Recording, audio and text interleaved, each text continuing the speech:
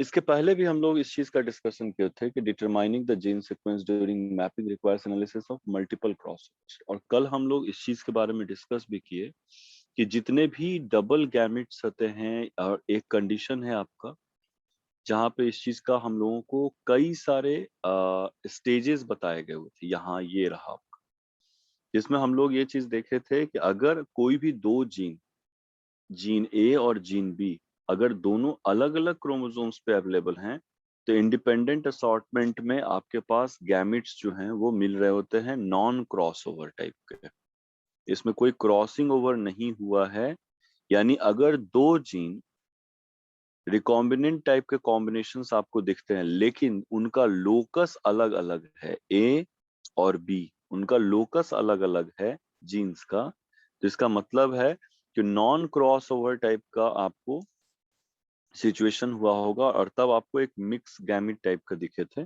Second में अगर दोनों जीन का लोकस अगर एक पे है और इसके बावजूद यहाँ पे बी जो यहाँ ड्रॉ किया गया था, अगर मुझसे सजेशन बोला जाता तो मैं बोलता कि बी को आप यहाँ पे ड्रॉ, और इसके बावजूद आपको रिकॉम्बिनेंट टाइप नहीं दिखते, यानी स्मॉल ए कैपिटल बी, इस कैपिटल ए और स्मॉल बी टाइप का कोई भी गैमेट यहाँ नहीं दिख रहा होता है, तो उनको लिंक्ड जीन्स बोला गया था। और परसेंटेज ऑफ रिकॉम्बिनेशन 0.1 या उससे भी कम है। तो ये परसेंट दोनों जीन के बीच का डिस्टेंस बता रहा है कि चूंकि परसेंट ऑफ रिकॉम्बिनेंट जीन्स जो हैं वो कम है, इसलिए रिकॉम्बिनेशन होने का चांस भी कम मिल रहा है। वहीं पे जब अगले इसमें आप आए तीसरा वाले में, तो लिंकेज तो है। लिंकेज कहने का मतलब दोनों जीन एक ही क्रोमोसोम पे अवेलेबल हैं लेकिन कहीं ना कहीं उनमें क्रॉस ओवर गैमिट्स का एक सर्टेन परसेंट है, जिसको अगर हम लोग नॉर्मल कैलकुलेशन के पॉइंट ऑफ व्यू से देखें तो 37% के आसपास में आपको ये दिखाई दे रहे होते हैं। 9:3:3:1 यानी 6/16 मल्टीप्लाइड बाई 100 कीजिएगा तो ये वाला वैल्यू आता था।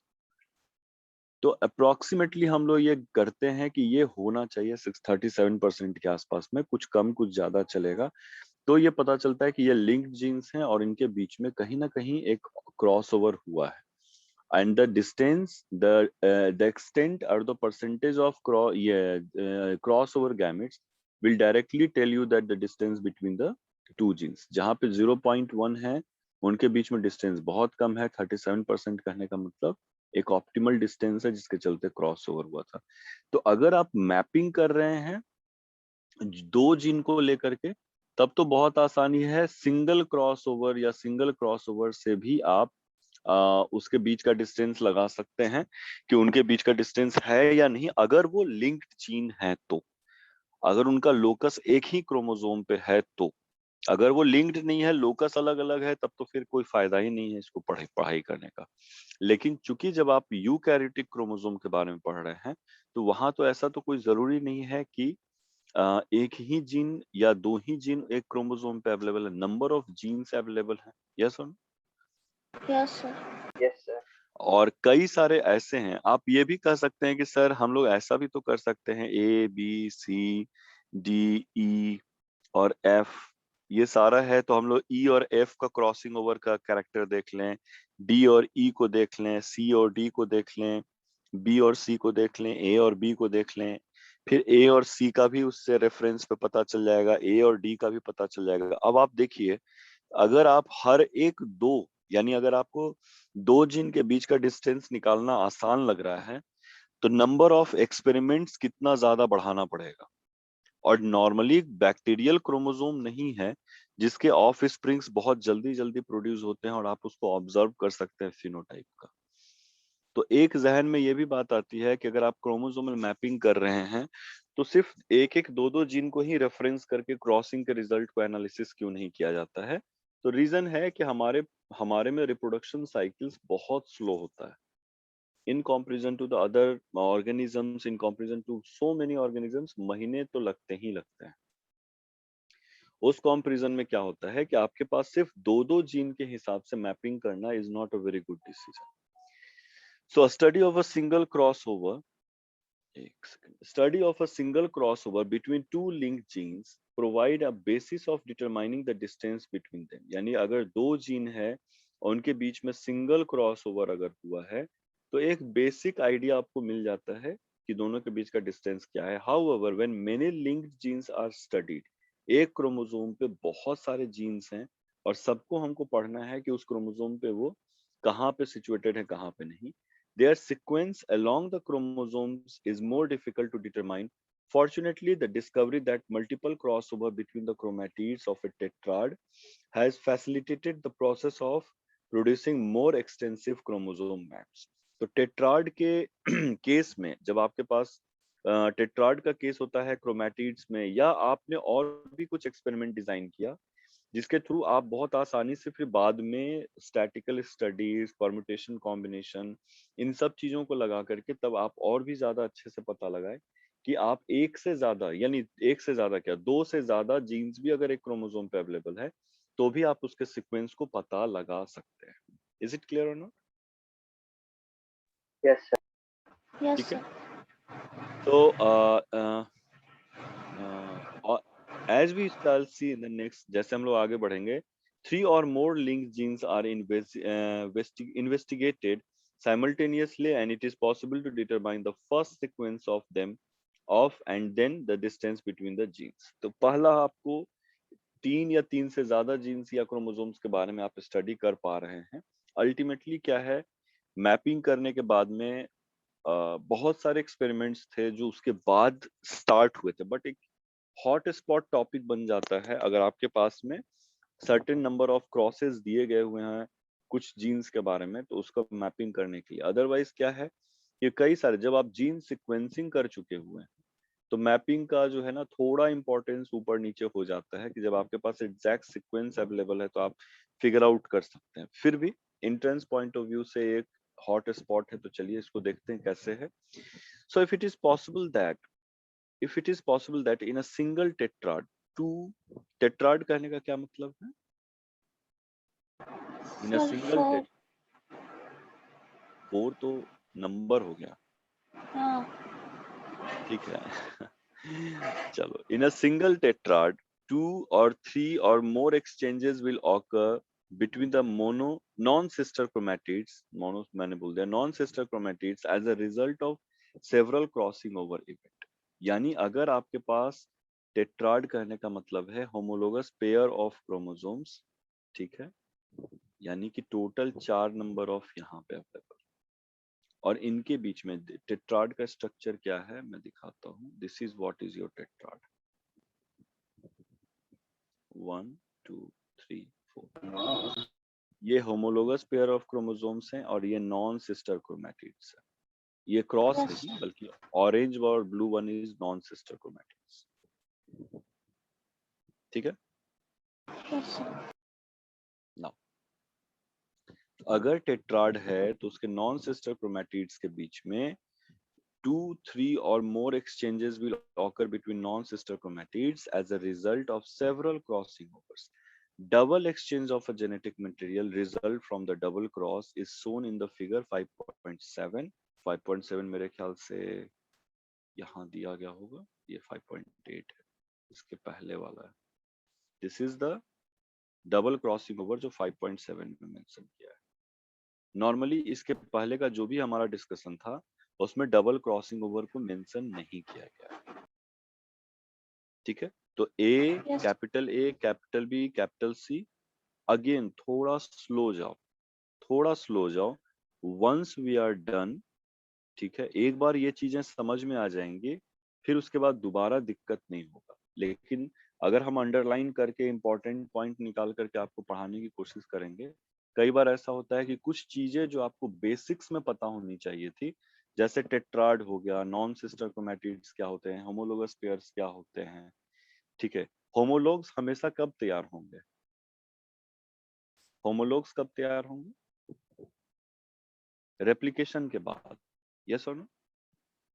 Yes, sir. Yes, sir. Capital A capital B का होमोलोग रेप्लिकेशन के बाद में तैयार होगा. और ये दूसरे, यानी अगर ये मेल है या फीमेल है, चलो, और ये वाले मेल हैं, तब ये गैमिट सिंथेसिस के समय में क्रॉसिंग ओवर कर रहे होते हैं जो आपके बॉडी में मदर और फादर साइड से आया होता है. यस और no? Yes, Yes, sir. sir. ये मेल और फीमेल मतलब मदर साइड का कंट्रीब्यूशन और फादर साइड का कंट्रीब्यूशन, ये बताने के लिए। तो कुछ बेसिक चीजें हैं जो साइमल्टेनियसली अगर हम बताते चलेंगे तो थोड़ा सा जेनेटिक्स का बेसिक्स भी क्लियर हो जाएगा आप लोगों को।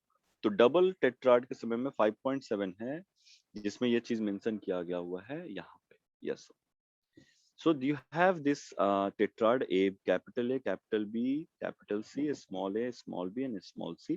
नॉर्मली अगर आप सिर्फ और सिर्फ ये चीज देखिए या ये चीज देखिए तो ये ऊपर में कई बार डिस्कस किया गया हुआ है। यस और नो?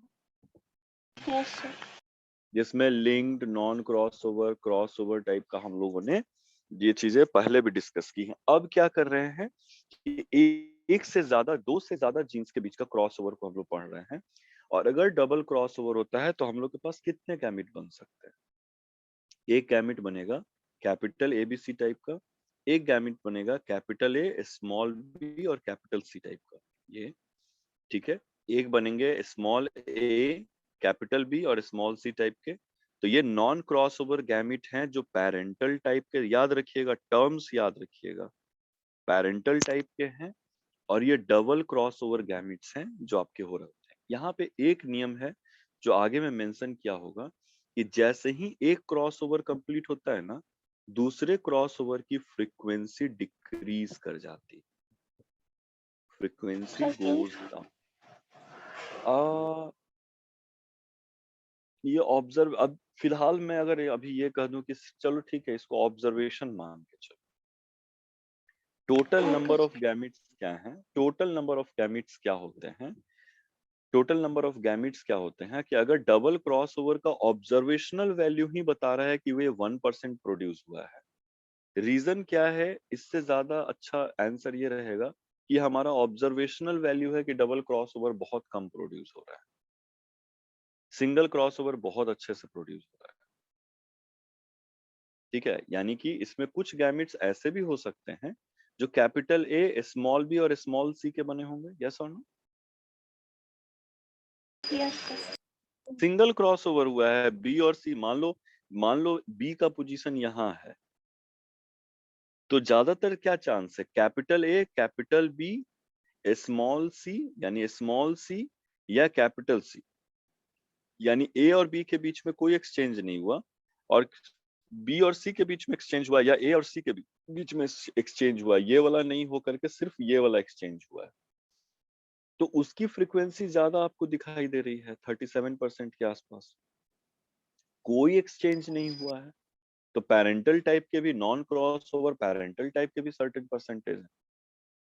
आप ये चीज देखिए कि कोई भी parental type non cross over, ठीक है, और डबल क्रॉस ओवर इसकी फ्रीक्वेंसी घट रही है, बीच में जो है सिंगल क्रॉस ओवर उसकी फ्रीक्वेंसी बढ़ रही है। इन सारे चीजों को ऑब्जर्वेशनल वैल्यू पे जब आप डालिएगा तो आपको पता चलेगा कि parental type, single cross over और डबल क्रॉस ओवर की फ्रीक्वेंसी से आप उसके मैपिंग में उसको यूज कर सकते हैं। यस और नो? Yes sir. ठीक है, तो हमारा अगला टारगेट ये जानना है कि ओवरऑल अगर डबल क्रॉस ओवर हुआ है तो हमारे पास डबल क्रॉस ओवर गैमिट बनाने की फ्रीक्वेंसी कितनी है। अगर ये बहुत ज्यादा है तो कहीं ना कहीं पेरेंटल टाइप जो है उसकी फ्रीक्वेंसी घटते हुए दिखाई देगी, लेकिन डबल क्रॉस ओवर गैमिट का फ्रीक्वेंसी बहुत कम होता है, क्योंकि पहला क्रॉस ओवर होने के बाद दूसरे क्रॉस ओवर की फ्रीक्वेंसी घटनी शुरू हो जाती है। So double exchange of chromosome is a very complicated procedure.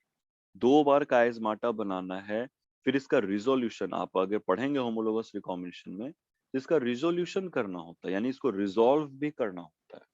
So they turn out to be like this.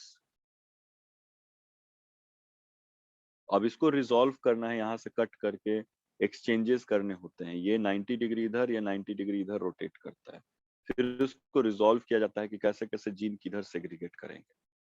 So single crossover तक फ्रीक्वेंसी मेंटेन्ड है, सेकंड वाले में घट जाती है, आगे आप लोग को पढ़ने के लिए भी मिलेगा। So what is happening to study a double exchange, 3 gene pairs must be investigated. किसी भी डबल एक्सचेंज के लिए 3 जीन को आपको इन्वेस्टिगेट करना पड़ता है। Let me increase the light.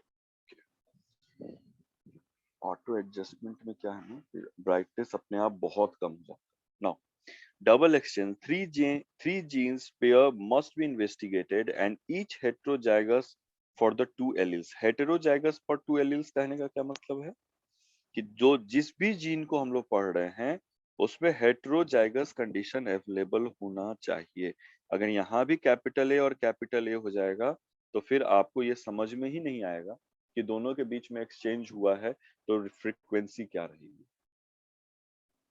Homozygous और हेटेरोजाइगस कंडीशन याद है, कैपिटल टी होमोजाइगस था, Yes, sir. Capital T small T heterozygous है, स्मॉल टी होमोजाइगस। ठीक है, Yes, तो sir. अगर आप स्टडी करना चाहते हैं तो आपके पास कुछ हेटेरोजाइगस कंडीशन बोलो या बोलो कॉन्ट्रास्टिंग कैरेक्टर अवेलेबल होना चाहिए स्टडी करने के लिए। यस और नो? Yes, sir. ठीक है, एक ही कैरेक्टर का कॉन्ट्रास्टिंग कैरेक्टर अवेलेबल होना चाहिए। सो पहला चीज है कि तीन पेयर को पढ़ना है, must be investigate each heterozygous for the two alleles before we determine the frequency of recombination among all three loci. Let's review some of the probability calculations. यही वो चीज था जिसको हम लोग अभी डिस्कस कर रहे थे कि प्रोबेबिलिटी डिक्रीज कर जाती है। फ्रीक्वेंसी कहने का मतलब है कि अगर कोई भी जीन डबल क्रॉस कर रहा होता है तो इसकी प्रोबेबिलिटी डिक्रीज कर जाती है। आगे हम लोग देखेंगे कि कैसे होता है। As we have seen that probability of a single exchange or single cross occurs in between A and B and C genes are related directly to the distance between the respective loci। कहीं कोई दिक्कत नहीं। No, sir. ठीक है, ए और B का distance क्या है और इसके बीच का एक्सचेंज क्या होगा, उसके डिस्टेंस से डायरेक्टली रिस्पॉन्सिबल होते हैं। यानी अगर दोनों के बीच का डिस्टेंस ज्यादा है तो एक्सचेंज होने का चांस बढ़ जाता है, अगर दोनों के बीच का डिस्टेंस कम है तो एक्सचेंज होने के चांस कम हो जाते हैं। कहीं कोई दिक्कत नहीं है, सभी बच्चे No, समझ। sir. ठीक है, No, sir. नाउ बी, हाँ ए और बी और सी दोनों के ही बीच में सेम चीज इम्प्लाई होता है। The closer A is to B and B is to C, less likely it is that the single exchange will occur in between the in either of the two set of the loci. यानी कि एक chromosome draw कीजिए, ए और B और सी के बीच का distance को कम कर दीजिए तो देख लीजिएगा कि दोनों के बीच में एक सिंगल क्रॉस ओवर भी नहीं। इसमें कहीं कोई दिक्कत नहीं है। No, sir.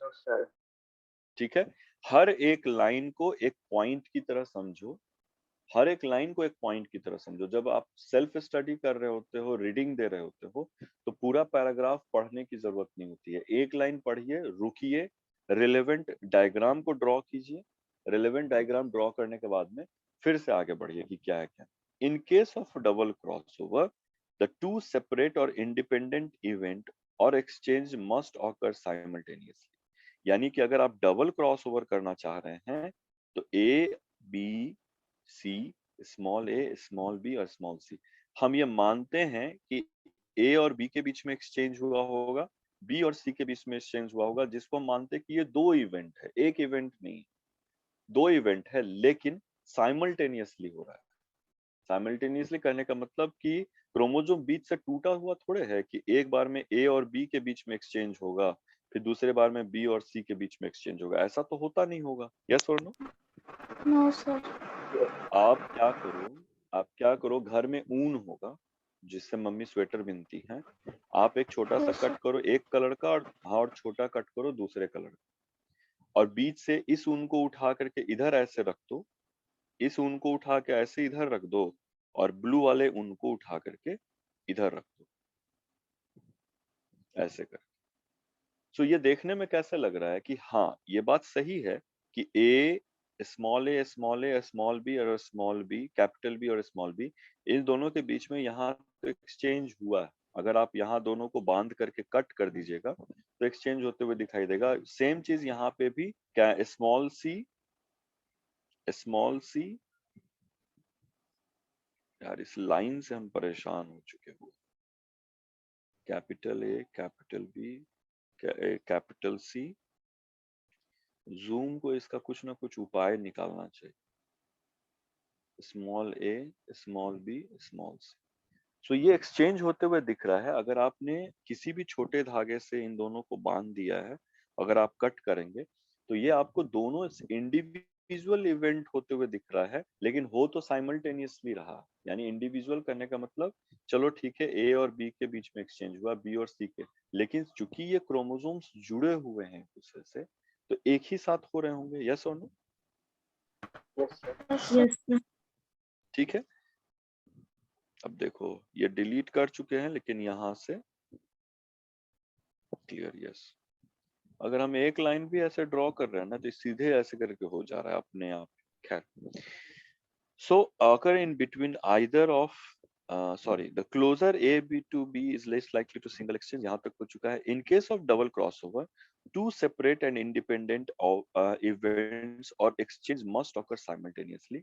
The mathematical probability of the two independent event occurring simultaneously is equal to the product of individual probabilities.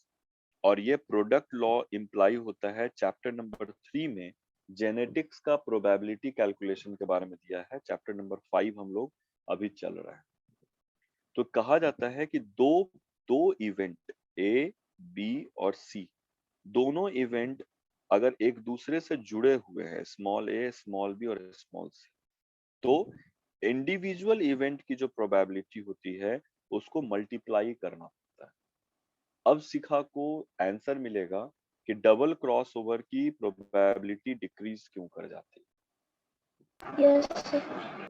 ठीक है, डबल क्रॉसओवर की प्रोबेबिलिटी डिक्रीज क्यों करती है, इसका आपको मिलेगा क्योंकि ये एडिटिव नहीं मल्टीप्लिकेटिव फेनोमेना है।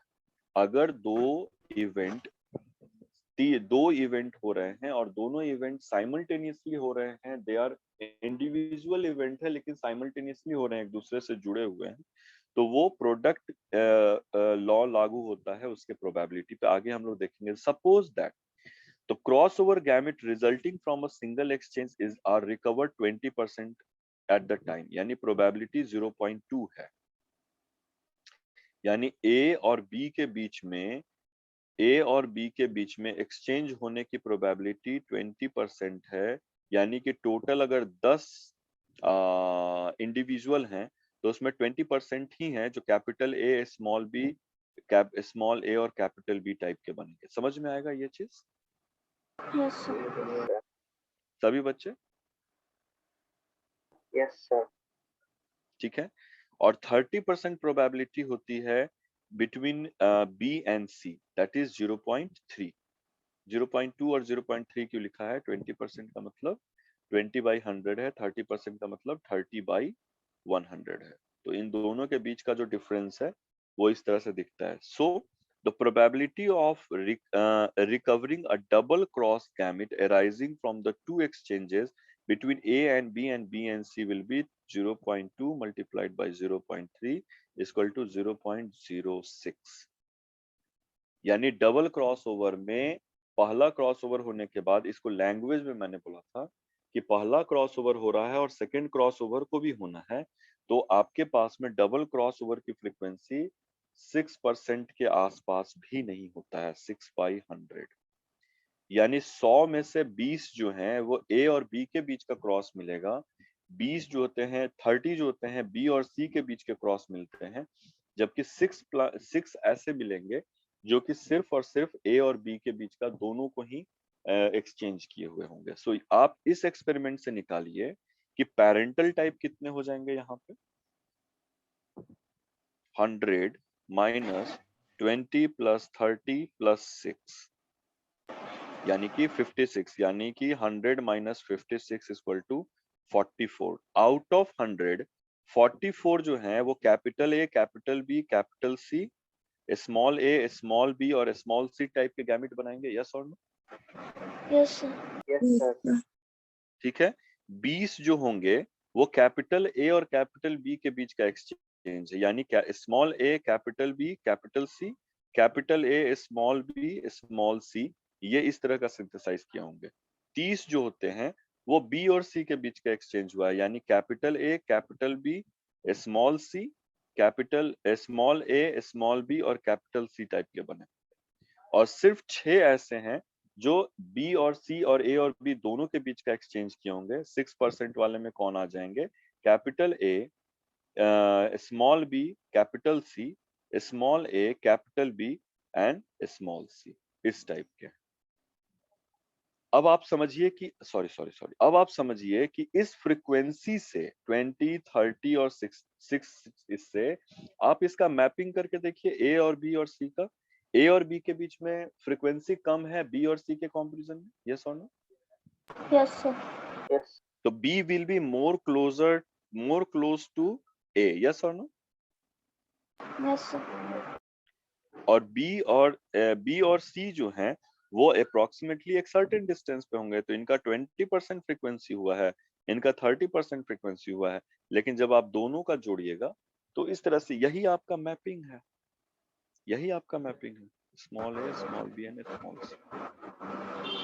अब समझ में आएगा? आया सर। यस और नो सभी बच्चे? Yes sir. ठीक है। इसमें तो कुछ ऐसा स्क्रीनशॉट लेने टाइप नहीं है, और अदरवाइज मैं ये तो रिकॉर्ड भी हो रहा है। खुशी एक बच्ची है, उसके लिए रिकॉर्ड कर रहे हैं, और मेरा मन भी है कि धीरे धीरे करके नहीं हो रहा, तो फिर से हम लोग, होता क्या है, एक सेकंड, चलो इसी आगे का हम लोग डिस्कस करते हैं। If 3 genes are relatively close together, एक और एग्जांपल ले ले रहे हैं। अब थोड़ा बहुत भी समझ में आया है 10-20%? यस सर, उससे ज्यादा है। ठीक है। सौरभ, महिमा, बाकी बच्चे जितने भी बच्चे हैं, थोड़ा बहुत भी आइडिया लग रहा है कि आखिर Yes, कैसे sir. फ्रीक्वेंसी को कैलकुलेट किया जाना है? Yes sir. ओके, चलो Yes, इसके sir. साथ ही एक और एग्जांपल लेते हैं।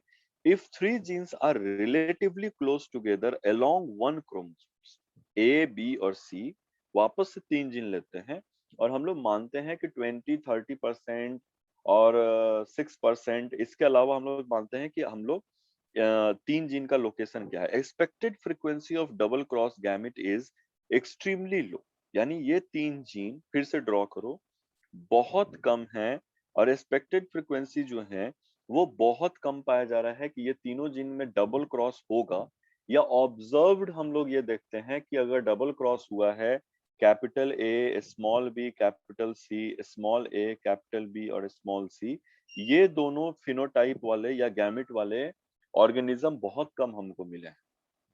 For example, suppose A or B distance in the figure 5.7 is 3 map unit है, yes or no? And B C's distance is 2 map unit. Yes sir. 5, हम लोग ऊपर चलेंगे तो बताएंगे 5. The expected double crossing over is 0.03 and 0.0. तो बताया गया कि 5 A और B के बीच में, A और B के बीच में 3A, यहाँ पे इसको ड्रॉ कर लीजिए, B and C, 3 map unit जो है, और 5 मैप यूनिट और 2 मैप यूनिट जो है वो ए बी एंड सी के बीच में दिखाया गया। और ये बताया जा रहा है कि फ्रीक्वेंसी ऑफ क्रॉस ओवर जो है वो 0.03 है, यानी 3% के आसपास मुश्किल से है, और इसके बीच में है 0.02 जो मुश्किल से 2% के आसपास में। ठीक है, और अगर आप expected double cross frequency is like 0, इस दोनों को मल्टीप्लाई कीजिएगा तो this will come out to be 0.0006।